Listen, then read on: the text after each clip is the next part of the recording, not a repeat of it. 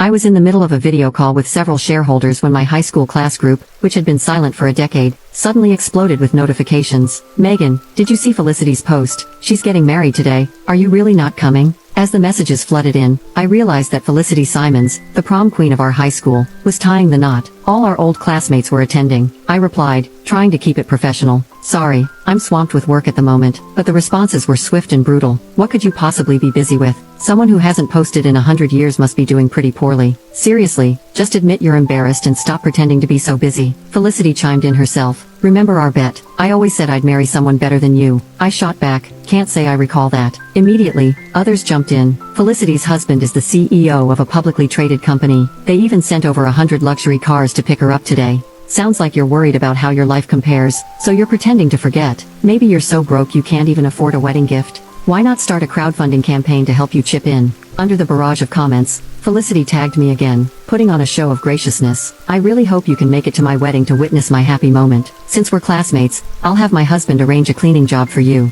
With that, she posted a stunning photo of herself and her husband in wedding attire. My jaw dropped when I saw her husband's face. That was Logan Ridley, my husband, who married into my family. "Sure, I'll definitely come to witness your happiness," I typed back, my fingers shaking slightly. Just as I hit send, my phone buzzed with a message from Logan. "Hey babe, I'm heading back to my hometown to see my parents today. I've already prepped dinner and left it in the fridge for you. Just heat it up when you're ready. Love you always." Logan had moved in with me 3 years ago, always looking out for me and taking care of everything. Even when he stepped out, he never forgot to prepare for my daily needs. I used to be touched by his thoughtful gestures, but now, all I felt was a sense of absurdity. I abruptly ended the video call and drove to the address Felicity had shared in the group. As I approached her home, I spotted a massive red banner hanging over the entrance, warmly welcoming Mr. Ridley, president of All Grand Group, to the wedding. Beneath the banner stood Felicity, resplendent in a snow-white couture wedding gown, eagerly awaiting her groom. A crowd of our high school classmates surrounded her, buzzing with excitement. "Felicity, you really kept this under wraps. We had no idea you were marrying the CEO of All Grand Group. Seriously, Mr. Ridley is a well-known entrepreneur. You've hit the jackpot.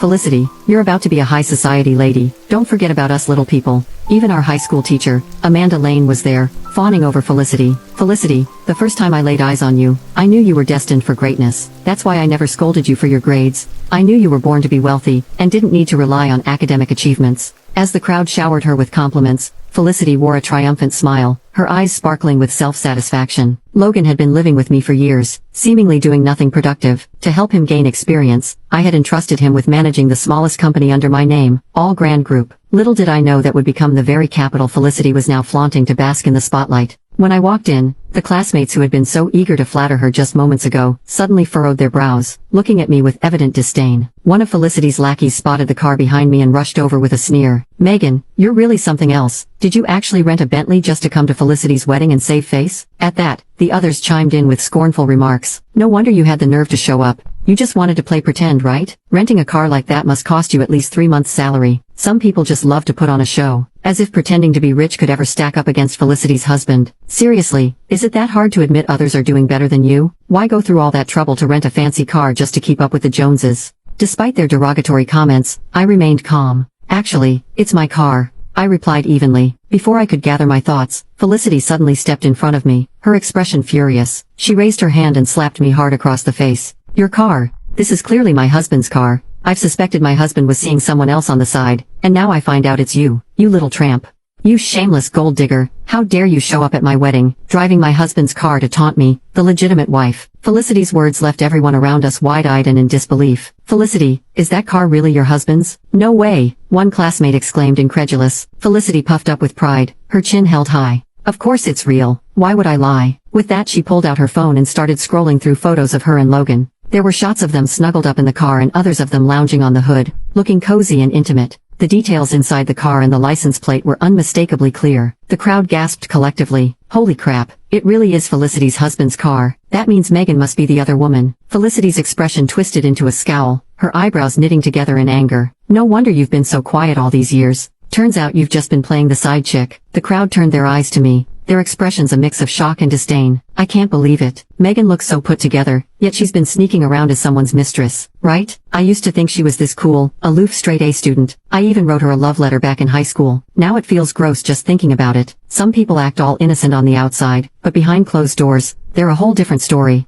The moment they see a wealthy guy, they're practically begging for attention. Look at her flaunting the sugar daddy's car right in front of the real wife. She must be jealous of Felicity getting married, and is trying to ruin the wedding. Even Amanda looked at me with contempt, her voice dripping with disdain. Megan, when you're out in public, please don't mention that you were my student. I never taught anyone with such a lack of morals. The crowd's chatter turned into a frenzy, drawing in onlookers who pointed fingers and whispered. Some even took out their phones to record, while others spat in my direction. In a fit of anger, I ripped off my designer coat, which was worth tens of thousands of dollars, and tossed it into a nearby trash can. I turned to face Felicity, my voice steady and fierce. You should really ask Logan who the real mistress is before you start throwing accusations around. Once I finished, Felicity slapped me hard across the face. Do you really need to ask? Today is my wedding day with Logan. Can't you see that? She pointed angrily at my car, her voice rising. I absolutely despise mistresses. All of them deserve to be punished. With that she pulled out a key and scratched the words, "Mistress, die," across my car's paint. I glanced at the glaring letters, a chill running down my spine. You'll soon realize just how ironic those words are. Felicity's anger boiled over. You shameless hussy. You're stealing my husband and then mocking me. Just thinking about my husband's car being driven by a skank like you makes me sick.